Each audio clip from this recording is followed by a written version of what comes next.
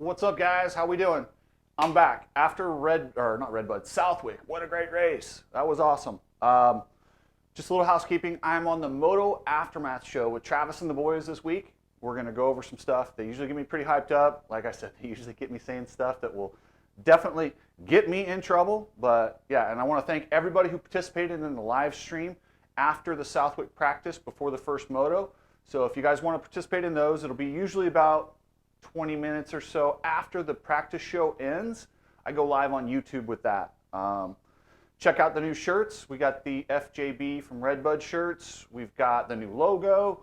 Yeah, I appreciate that. You guys that buy the merchandise, hey, send me some pictures. I want to post it up. I'll throw that out on Instagram, and I appreciate the support.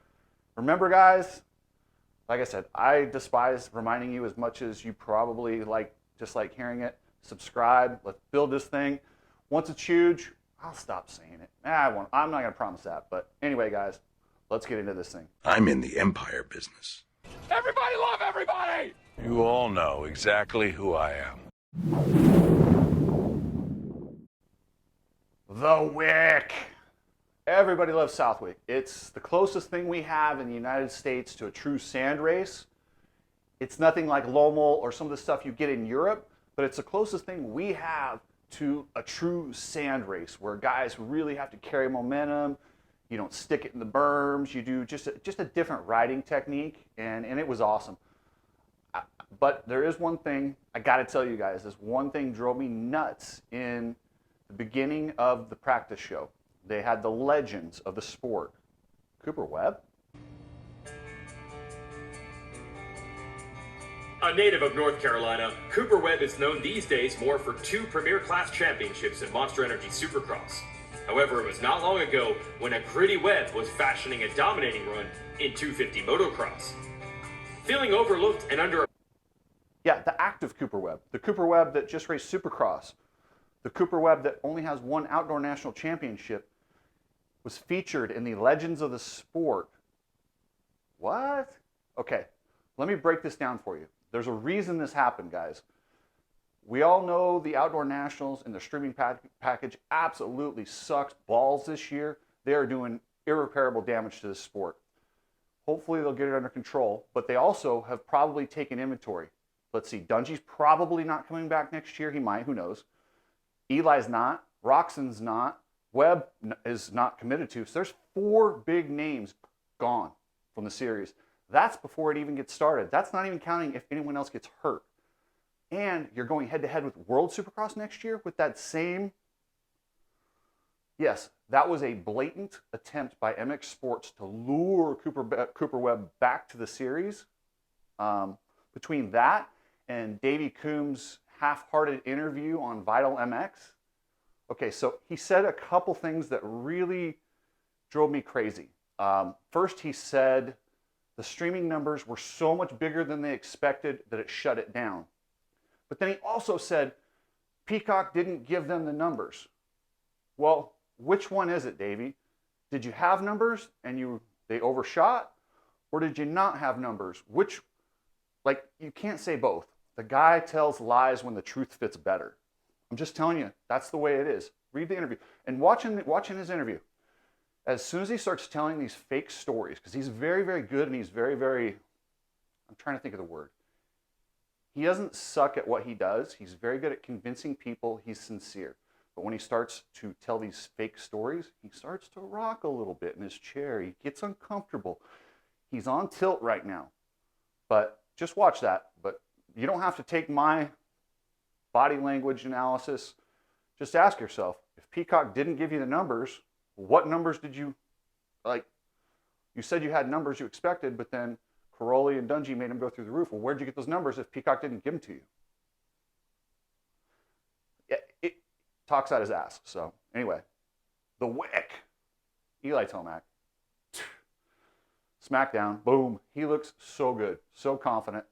That Yamaha, when he was jumping down that hill in that high-speed choppy section, was just tracking like so smooth.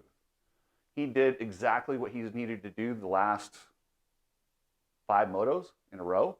1-1, 1-1, 1. That's one bad dude right there. He's 1 point out of the championship lead. Sexton has done exactly what he needed to do. He needed to go 2-2 and 2-2 on those 2 rounds. Sexton claims he likes the Millville track. At some point, either Millville or Washougal, he has to get some of these points back. He can't give up 12 more points in the next 2 rounds and expect to be a serious contender in the last 4. Because if Eli gets that double-digit point lead, he's going to walk away with this thing. It's going to be over in a hurry. So, but yeah, shout out to my man, Aaron Plessinger. Thank you, thank you, thank you. I'm so happy to see Aaron Plessinger. He is one of the funniest guys, the coolest guys, the best personalities in our sport, and he has had an abysmal season on a team that just does not accept it. And to see him get out there and get on the podium, good on him, man. He needed that so bad. He needed it so bad, and it came at the perfect time. Ken Roxon, he fought pretty good. He hung in there. He ended up 4th. But, guys, getting back to the 250s, wow, Jet Lawrence, it's his world. Everyone else is just living in it. Even his brother had that little glimpse of the point lead. But then he got into it with Styles Robertson. And while he did seem to get cross-jumped, that happens at Southwick. It's those deep ruts. And you catch him and you go left, you go right. I don't know that what he did to Hunter was intentional, but I also don't know that I wouldn't have been pissed if I was Hunter. I like it. You know, when you're both racing hard, shit happens. That's one of those times when, in my opinion, shit happens. It sucks for Hunter. But, hey, it makes for a great storyline. How many memes did you see out there? And that's what we all paid attention to. Lean into it. That's part of racing, is getting those emotions up.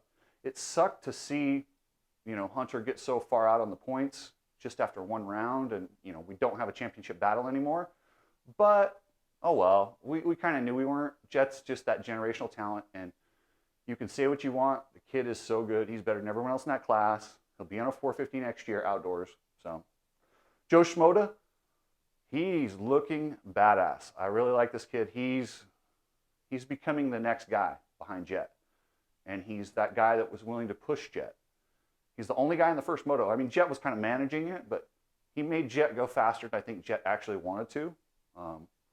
And then to see Justin Cooper and Levi Kitchen kind of redeem, they both did really good. Kitchen got 2nd in the 2nd moto. Justin Cooper got his starts, wound up on the podium. Good for him, man. He needed that really bad after that horrible red bud. But, guys, I'm going to cut it short this week. I got some stuff I got to do. But thanks for everything. And, yeah, let me know what you think. Let me know what you think of Cooper Webb, the living legend.